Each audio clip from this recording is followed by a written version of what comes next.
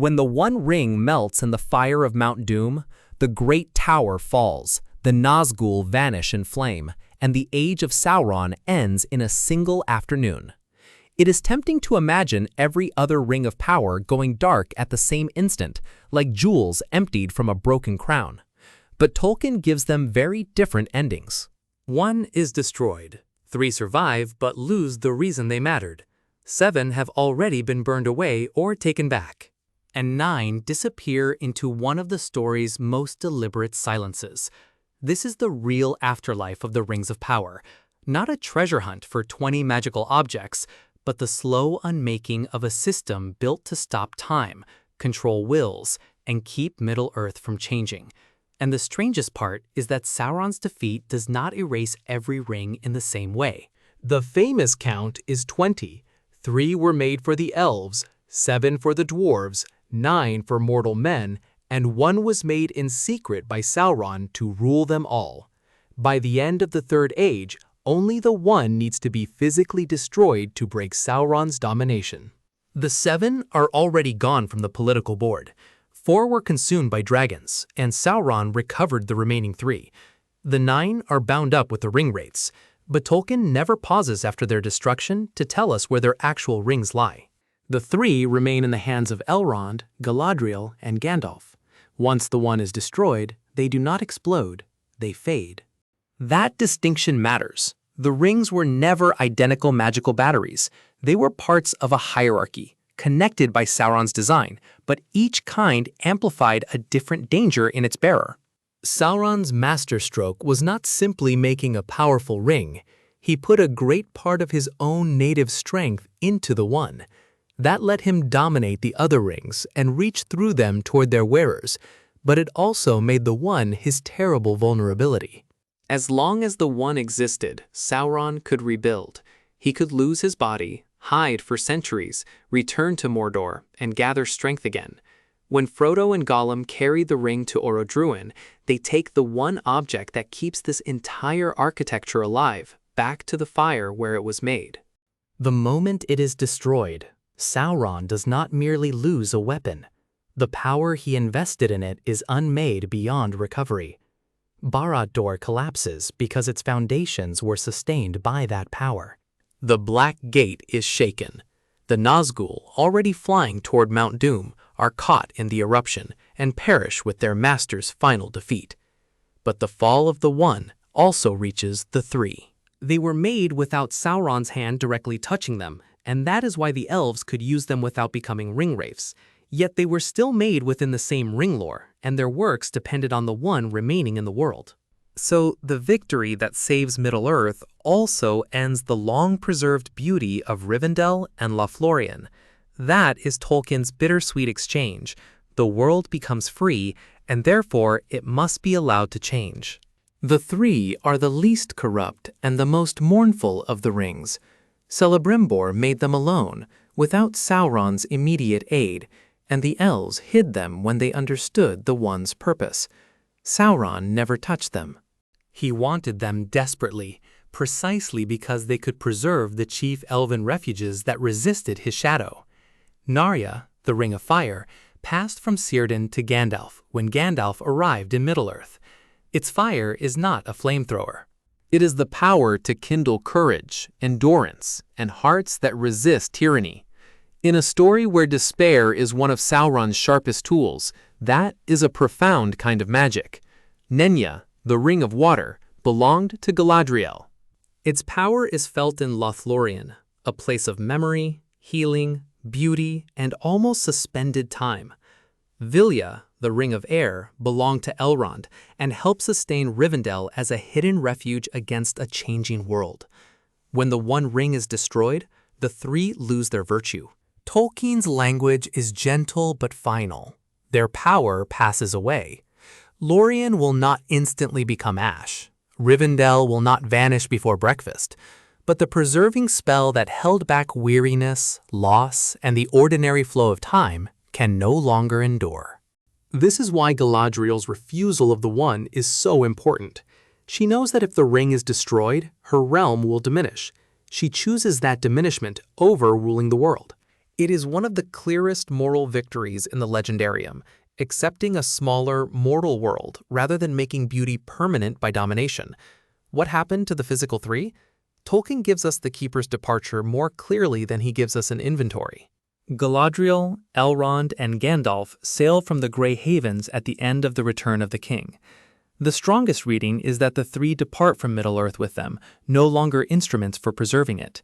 But Tolkien does not stage a customs inspection on the quay, and it is better to call that an implication than a ledger entry. The Seven had a harsher history. Sauron gave them to dwarf lords, hoping to bend them as he had bent men. The plan failed in one important way. Dwarves proved stubborn. They did not become invisible wraiths under his command.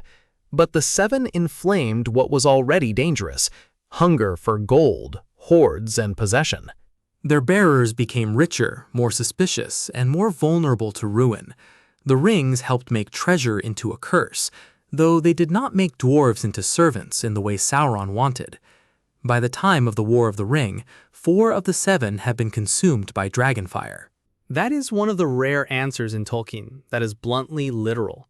Dragons destroy rings that a king, a wizard, or a thief might never dare to destroy. The other 3 do not remain in secret dwarven vaults. Sauron recovers them. He uses the threat and promise of those recovered rings while trying to force the dwarves to search for the one. So when Sauron falls, the 7 are not waiting to be found in Erebor or Moria. 4 are gone, and 3 had long since returned to the Dark Lord's keeping. Their final destruction is not separately dramatized, but their fate follows the destruction of Sauron's store of power in Mordor.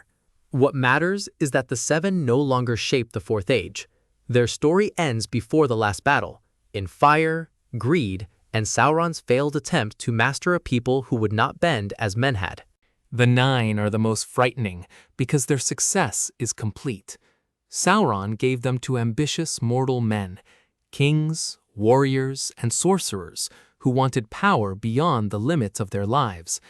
At first, the rings gave them wealth and authority. Then, they extended life into something thin and unbearable. Eventually, their bodies faded, and they became the Nazgûl, visible only in cloaks and armor, enslaved through the rings and through Sauron's will. The One Ring is the master key, but the 9 are the chains that taught 9 human beings to desire their own captivity. When the One is destroyed, the Nazgûl do not get a peaceful retirement. They are swept away in the ruin of Mount Doom. The Witch King is already dead on the Pelennor fields, and the remaining ring wraiths perish in the final catastrophe. Here comes the important uncertainty. Tolkien tells us what happens to the wraiths. He does not give a neat epilogue for the 9 physical rings. We are not shown them falling from the sky. We are not told that Aragorn locks them in a vault. We are not told that they melt in Orodruin. The safest conclusion is that their power is ended with Sauron and the One.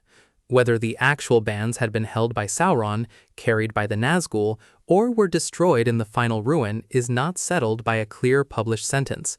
That ambiguity is not a hole to fill with confidence. It is a boundary of the text, and it makes the 9 more unsettling. Their essential horror was never the gold on a finger. It was the human choice to keep accepting power until no human freedom remained. The rings can disappear from the page because the wound they caused has already been written into the history of men. After Sauron's defeat, the surviving free peoples inherit a world without the old ring system. The 3 no longer preserve elven enclaves against time. The 7 no longer feed dwarven hordes. The 9 no longer bind kings to a dark will, and the One is not hidden, lost, or merely dormant. It is gone. That does not mean all magic disappears overnight.